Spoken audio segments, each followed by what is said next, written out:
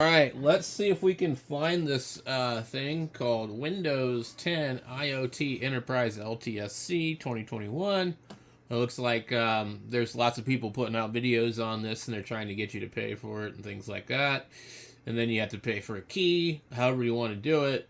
But the Internet Archive has an ISO of this here.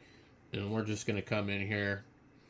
And we just did a search basically for it and found it. And this is going to do away with a lot of the crap that happens with all the other stuff.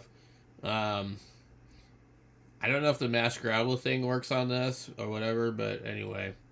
So what we need to do is probably just download the ISO image of this.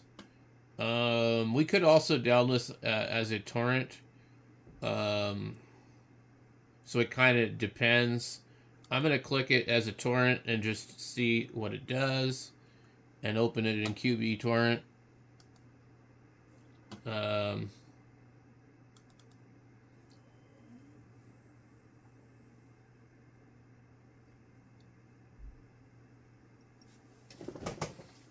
Waiting and waiting and waiting and waiting. So let's see. We want it to save it.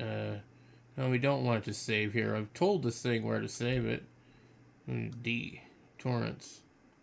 Okay. And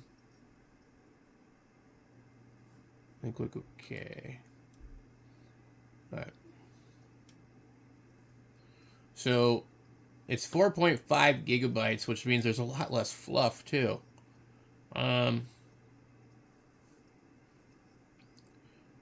Let's see how fast this will go. If this ends up being pretty easy to do, I'll probably do this with everything. What I hate about updating Windows is that it always continues to do the Copilot, the other crap, the Cortana and all this, and back up your thing and do this and do that, and Microsoft Store and all this other junk. So by getting rid of a lot of that, you're going to be debloating quite a bit of this. So we're already at 15, 17%, which I think is probably way faster than what we could possibly expect out of anything else. So I would download it the other way, but I'm not going to unless there's an issue with this one. So anyway, we'll be back in a little bit when this is done. All right, so it downloaded pretty quickly.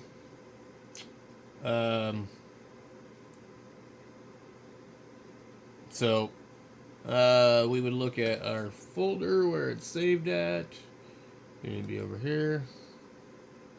And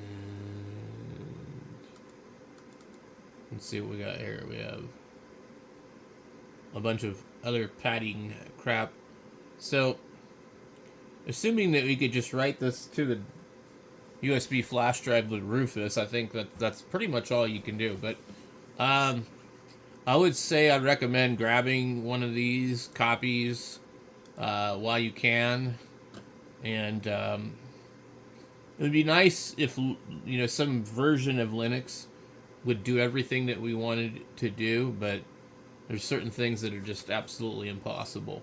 But of course, as Windows gets older, and software that we might have had for 20 years or something, or programs, or like, for example, the astronomy camera that I bought recently was designed for Windows 98. There's no running it on Windows no matter how you chalk it up. I don't know if it would run on Linux, but it's possible. I did figure out a really weird way to get it to run as a Philips camera. But anyway,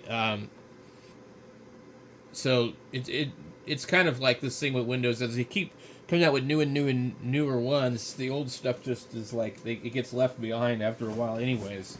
So I don't know, but this is definitely a way to future proof. I believe this is going to be supported till like 2027 or something like that. So there's lots of other videos on it, but I just thought I'd share it with you. I'm going to download it. I'll try it out in another video.